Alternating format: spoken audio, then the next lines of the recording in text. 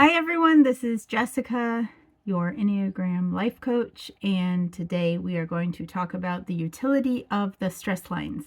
So that's just fancy words for a lot of Enneagram teachers, not all of them by the way, but many of them teach that when you look at the lines of the Enneagram, the 9-pointed gram, meaning like diagram drawing, has numbers around a circle, and each of those numbers have two lines radiating out from it. And one of those lines is often called your growth path, and the other one is often called your disintegration path or your stress path.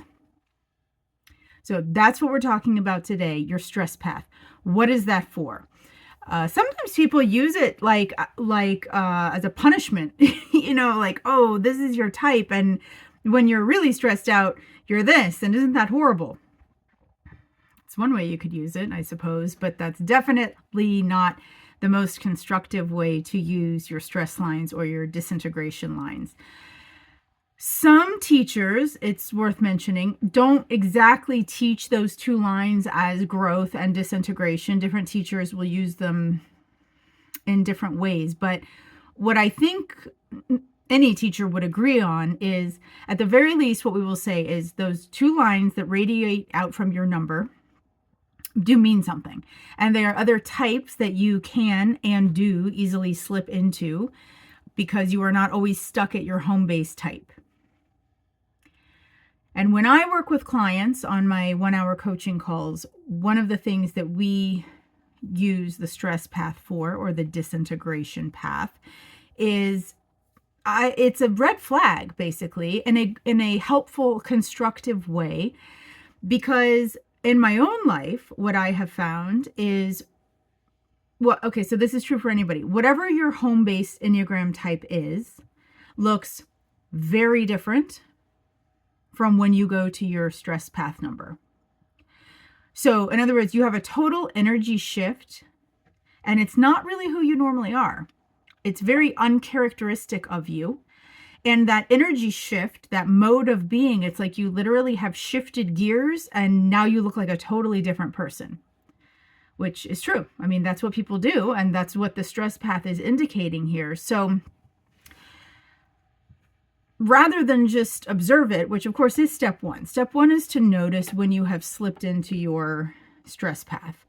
But once you start noticing yourself shifting into this, a constructive thing to do from there is to ask, why am I stressed?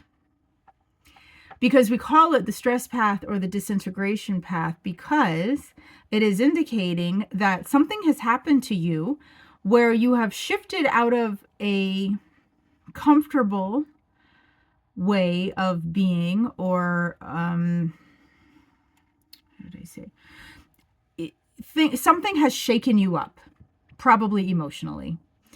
And in that emotional shakeup, your psyche, in a last-ditch attempt to try to, find another way to deal with the situation, shifts you into this other frame, other type. But it's another framework of looking at the world and responding to the world. And so I think a better question, and the way I've really been able to use it in my own life, is when I shift into my disintegration point, first of all, I can notice it. I've been paying attention to myself and self-observing for long enough that when I have this energy shift, I can literally feel it, because I'm a 7. And so my normal way of being is, pretty happy-go-lucky, pretty cheerful, pretty optimistic. I'm an optimistic type. But, and also, I guess I need to say, the type that you go to in disintegration, you also go to when you're your ultimate best self. So you're not always looking like only the bottom end of this type. Actually, at your fully transformed self, you'll look like the shining high end of the type. So just because as a 7, my disintegration path is to 1. So just because I'm in one space does not mean I'm disintegrated at all. Actually, I can use 1 very constructively. I run these videos, by the way, out of my constructive 1 type. But But I can feel when I'm my restricted, judgy, critical, angry one type. That's a low end of one. And I can feel that shift because I go from being happy and optimistic and enjoying everything to just being angry at everything. Like irritated, frustrated, annoyed. Those are 3 key words in the low side of one.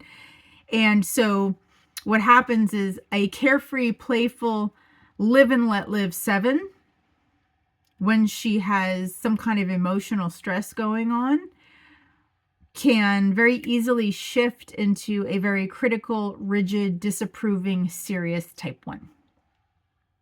That's my type 1 face. And I can feel that now. And so now I use that as a red flag. And when I shift into that, the question is, what's really going on? Because, as happens so often, the things that I am saying I'm mad about in that moment, yes, maybe I am mad about those to some extent, but usually something much bigger is going on behind the scenes.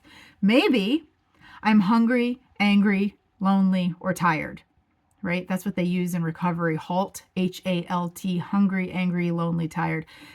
It can be something that simple. It doesn't mean that you have some sort of profound emotional shift happening, but you might. So sometimes I can find myself at low 1 as a 7. That's my disintegration point. And I can find myself at frustrated 1 and say, you went to sleep pretty late last night and you haven't eaten really a lot of nutritious food today. And so you maybe have a little bit of a headache. And so, yeah, you're showing up stressed. So get some rest, hydrate, eat better, meditate, say some prayers, right? Okay, so I'm going to go through. This is not going to be a long video, Lord willing, and the creek don't rise. And we're going to go through the types, and I'm just going to give you what your red flag would look like. I've already mentioned it for 7 goes to low 1. Now, again, remember the number that I'm going to mention for each type, their low point number, their stress point, you also can look like that number in your glorious self. So it's not that you're inhabiting the space that makes it a red flag that you're under stress. It's that you're inhabiting the low end of the space.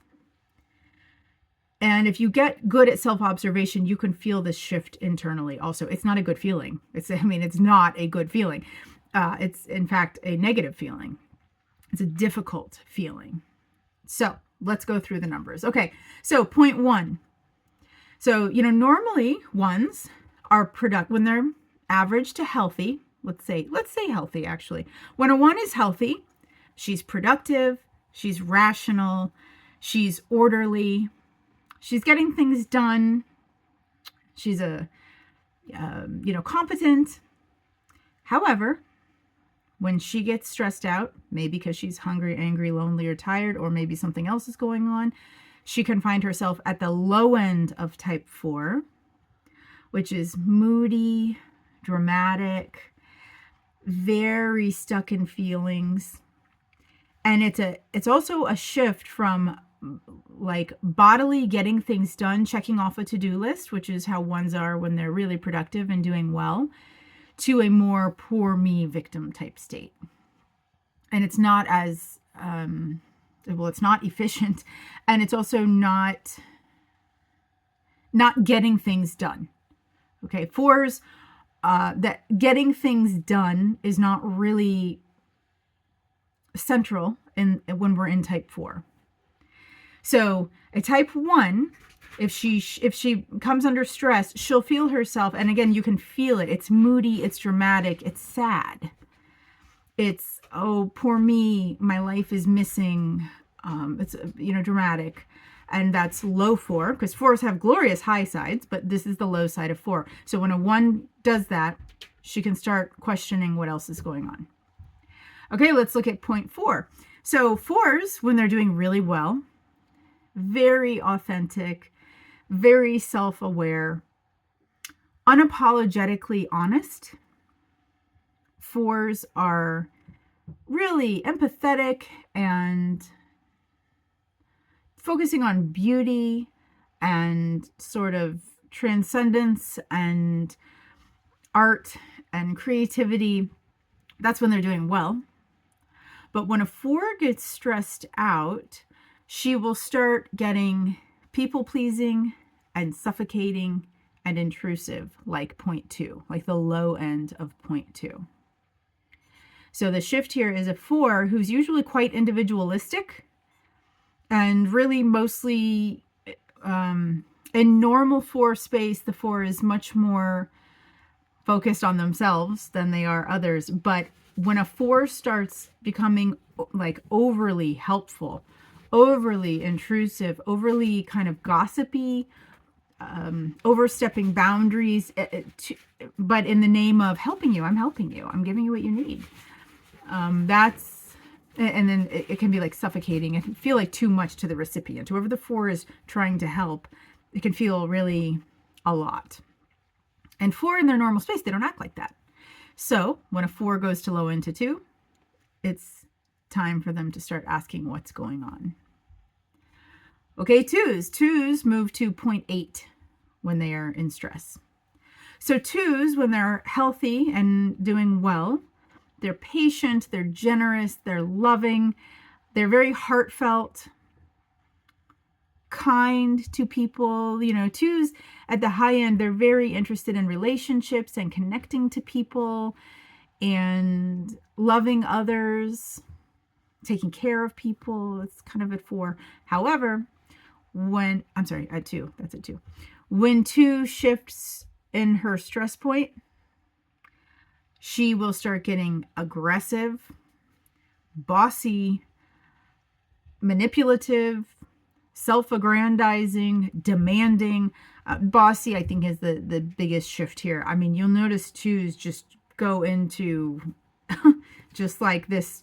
Again, it's not how they are normally, but they shift into this very controlling and like power hungry, dominating type. And no more smiles, by the way. When a 2 is average or healthy, she's pretty smiley. She's an optimistic type. But man, when she shifts into this 8, that's gone. Now it's like authoritarian. So again, what's going on? That's the question. When the 2 shifts into that low 8. Okay, 8. 8s move to 5 in stress. So 8s, when an 8 is doing her best, she's very confident. She's energetic. She's activated, meaning she's in her body. 8s are, remember, their body types. They are very active in their body and very out in the world, making changes for the better. Right? Helping maybe not, but I mean, they are helping, but that's maybe not the word they'd use. Working. They're doing things. They're getting things done that will benefit them, but also benefit the world around them. So they're out there, they're powerful, they're full volume. Their 8s are kind of not ashamed. They're assertive type. So they're aggressively and assertively out in the world making big changes. But when they shift into low 5, that 8 becomes quiet, very secretive. It's like this shift to now you don't even know what the 8's up to because they're extremely secretive, anxious, and detached. That's the low end of 5. So the energy shift there is from this like big, loud, boisterous, but getting things done energy to very quiet and secretive and shifty eyes, maybe like not trusting people, and I better keep my resources to myself because I don't know who's out to get me type thing. Okay, 5s. 5s go to low 7. So 5s in a good space. A 5 is self-controlled, focused, and calm. 5s are contained. They are even-keeled. They're reasonable, objective. They're competent. This is how 5 is in her normal come from. But if she gets hungry, angry, lonely, or tired, or worse, she can shift into low 7. All of a sudden, she turns to Peter Pan. Excessive, restless, unable to sit still, fidgety, and too many things at once, too many things going on, too many irons in the fire. They're scattered, like very scattered and excessive.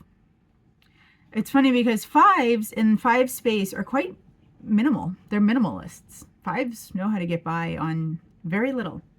That's part of the framework of five, is surviving, like being a survivalist type thing, on minimum resources. But when they go to seven, they start getting very excessive. And sevens are, low seven is, what's the word they use? It's like acquiring things, trying to get. So a normal five space, five doesn't want anymore. They don't want clutter. But when they shift into seven, they can start wanting all the things. So that's a clue for a five, that she shifted into seven, is a clue to figure out what's really going on. Okay, so now let's deal with the inner triangle types 3, 6, and 9. So type 9, when they are stressed out, they will start looking like a low 6. So you have 9s who are generally very peaceful, love, harmony, easygoing, kind of going along to get along, but they're comfortable and relaxed, and they give people the benefit of the doubt. 9s do in normal 9 space.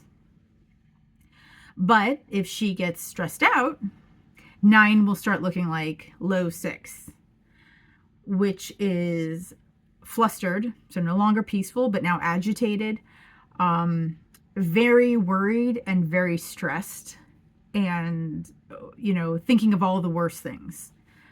It's funny because usually 9s are optimistic, but when they start shifting to all of the things that could go wrong in a kind of frantic, nervous type way, that means they're in their stress point. So, and it's, again, like that's an obvious energy shift, right? It goes from being calm, laid back, things will work out, to, oh my gosh, this could go wrong and this could go wrong, and have you thought about this, and I don't know, this might be a little bit too dangerous, and overthinking, right? Getting into headspace. That's when a 9 is stressed out. 6s, when they are stressed out, they go to low 3. So a 6, when she's at her best, she is a team player, she's warm, she's buddy, she's one of the gang. Sixes in their own skin are not trying to be better or worse than anybody. They're just trying to be like average. They just want to blend in. They do not want to stand out. They don't want to be a target. They don't want to be the best of the best. Even if they are really good at something, you'll notice in normal 6 space, they humbly kind of pull themselves in. They don't broadcast that. However, when a 6 gets stressed out, she can start looking like low 3, and low 3 is harshly competitive. I want to say harshly there because, please note, we're not saying competition in and of itself is a bad thing. It's not. But this is harsh competition. This is like cutthroat competition, possibly unnecessary competition. Conceited, which is so unlike a 6. 6s are so humble normally. I mean, if anything, 6s are usually down on themselves. But man, when they shift into 3, they become conceited all of a sudden. And you're like, who is this? So that's an obvious shift. And then sneaky. Because 6s generally are trustworthy and they really are generally honest. However, when they shift into low 3, 3s are not known for honesty. And so there's some falsities that start happening there.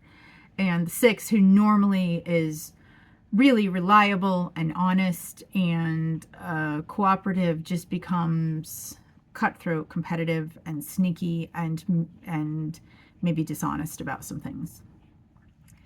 And then let's look at 3s. When 3s are stressed out, they go to low 9. You see that inner triangle? All you do is reverse the triangle direction to get growth point and stress point. Also, actually, everything that I said today, if you reverse it, it ends up being growth point.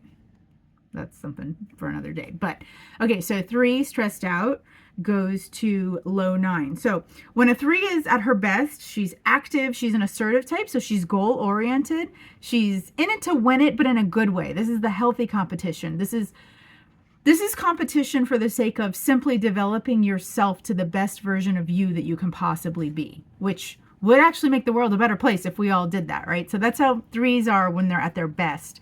Very goal-oriented, very motivated, and also at their best, 3s are very willing and interested in bringing others along with them. So it's like motivating and coaching and supporting others so that others can also become the best versions of themselves. That's what a 3 is like when she's at her best. But when she starts getting stressed out, there's an energy shift there, and she'll start looking like a low 9, which is listless, unenergized, and checked out. On the couch, basically, is what that amounts to. So the 3 who's normally out in the world doing all the things and has all the projects and very active, all of a sudden is just not only on the couch, but maybe even on the couch with a box of donuts, right? It's just like no energy, really low energy. I don't think that it's necessarily depressed. I don't know if sadness is always necessarily present, but it's just the key thing is no energy. Like, can't get motivated, which is not like a 3. So if you're a 3 and you find yourself in that space, you're definitely hungry, angry, lonely, tired, or something else is going on. Okay, so I hope you can see the energy shifts in these movements from your normal type to your stress type. If you don't know what your type is, I do have a video on typing yourself, and so check that out. If you got anything out of this, give me a thumbs up or subscribe to my channel, please, and share it with others who could benefit from knowing more about themselves and others. Thank you so much for watching.